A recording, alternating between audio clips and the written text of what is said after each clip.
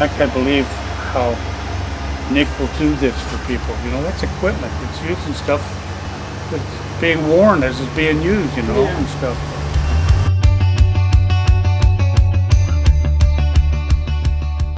Some of the reasons that we started selling tractors was because we have two different things that happen in our area of Northern California. We have quite a few fires, fires like the Dixie Fire, the River Fire, the River Complex Fire, the Lobo Fire, you know, going all the way back to when I was a kid, 1988, we had the 49er Fire. And ever since then, every year, it seems like there's more and more and more. And one way to fight that a little bit of those fires is having a good piece of equipment like a tractor, so that you can create a defensible space to keep things clean and organized so that you'll have less fuel on the ground. So that's one of the reasons we got into selling tractors. The other is, in the area that we live, we get a lot of snow. But then sometimes we don't get any snow. But last year was one of those years where we had a snowmageddon type situation where things were shut down. I had friends locked into their homes basically for up to 2 weeks. And that's just locally here in Nevada County, California.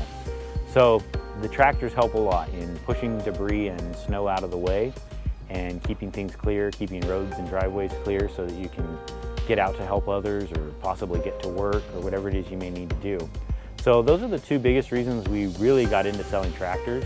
They're great for your hobby farm, they're great for a lot of other reasons, but with the increasing fires that we've seen in Northern California, these are great to keep defensible space, but also, sadly, after the fire, many times there's a lot of cleanup also. And so these tractors come in handy there to remove dead limbs, dead trees, things that have burned. And so, you know, we'd recommend you come by Simply Country, check out our inventory, see what we've got. And, you know, here's a great video showing Rich, one of our friends. He's got a tractor out there being demoed on his property. And this is probably overkill for a mid-mount mower, but we're gonna go ahead and show it to you anyways, just to show you what those mid-mount mowers on the 225S can do. But it is overkill for that mower. I recommend a bush hog instead of how we did this, but we definitely put it to the test, and we got his property fire safe for this year.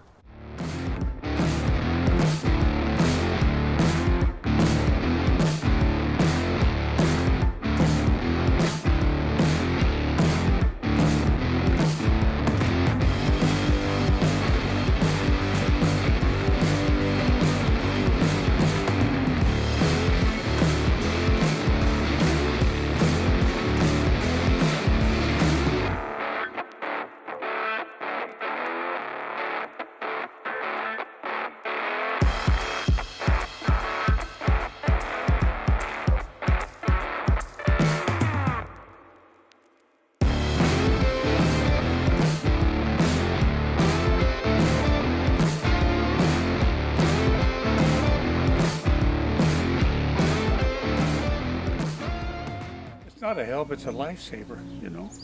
If I was younger, I would love to be doing this all by myself.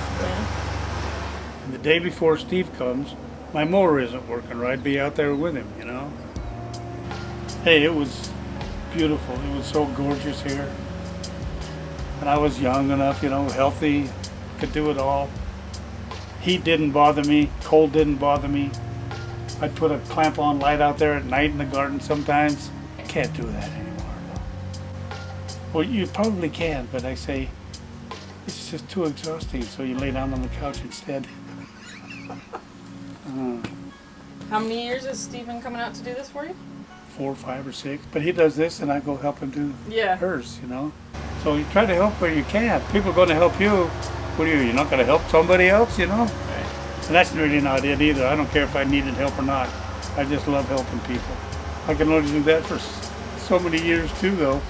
I don't do much out there. I mow, the basic place to mow, so you can drive around and circle and come back out, you know, that kind of stuff. But I don't use that other acre over there. Oh, yeah. I have never smoked, I have never drank, never done drugs. I don't even drink caffeine soda pops and stuff. But I still have my own problems. I have a knee replacement and a torn L5 on my back. So things happen. Oh yeah. Does it bother you though, like when you try to do yard work and stuff? Oh yeah, that's why I sit down all the time. If I'm out weed eating, I'm probably pretty good for like 20 minutes. Then I got to get in the shade or sit down or whatever. You said that mower, it takes like a couple passes to get over this super tall grass? Oh no, down there where the propane tank is, it was real tall and it shaded more. It was green. Oh. It was like this green stuff right here, Yeah. and real tall. So it would lay it down, and it wouldn't cut them all because they're laying down. So I'd have to go over it again and over it again. Pretty soon, going over it again is squeezing all of the water out of them, and the wheels are spinning. So it took me from the driveway to the propane tank and to circle back around again, probably half an hour just to do that little stretch right there. So I stopped doing that while it was so green. Yeah. Gotta wait till it dries out a little bit. It's perfect now for mowing, but now Yeah. the mower's down. Oh, Steve said that we might put my mower on the back of this mower on the thing, Oh. and Nick will look at it. And if it needs to be fixed, he'll fix it, and I'll pay him. Oh, okay. Bless their hearts. So we got the mower back from Rich's, and thanks to Steve for going down and operating that for us. It did really great. Considering the height of that grass was, I'm going to say 5 feet. It could have been 6, I don't know, but I know it was at least 5 feet tall. And again, I would recommend a rotary cutter bush hog mower instead of a mid-mount mower. So that's my little disclaimer to that. However, it did great. The tractor did great. The 225S is a great model. That particular tractor is one of LS's newer models, and it has a great lifting capacity, a great seat position, a great loader. It's just an all-around good tractor. And you can run a tractor, loader, backhoe, mower on that all at the same time. So it has a lot of options. Did you see what that 225S did on that demo the other day? The one that we sent out to Rich? Yes. Yeah, that was insane. It was like 5-6 feet tall. It just plowed it down. I know. And that was a mid-mount. That It was wasn't mid-mount. even, Like, mid-mount is usually like, you know, like lawns. yeah, kid. finish cut for your lawn, make it look like a golf course. No, this was a full. It doesn't need any service work. It came back fine. Do we need to sharpen blades or anything? I would imagine after that. We check them, but we cut with it after, and it looked like it was doing good. So, and you got the loader back on after you were struggling with it a bit. So I checked that also. It looked like you put like 4 hours on it, but other than that, it looks perfect. You even cleaned off the screen.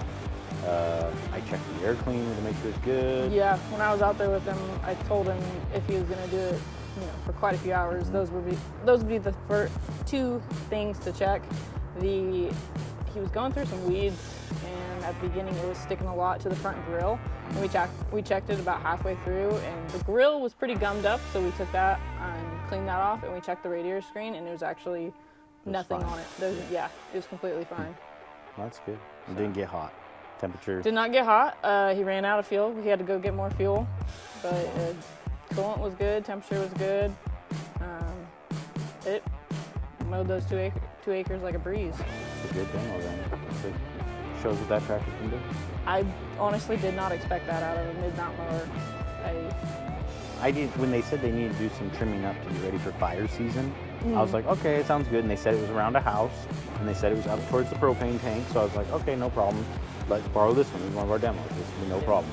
And then I saw the footage, and I was like, well, fire season's coming, so that's good they knocked it down.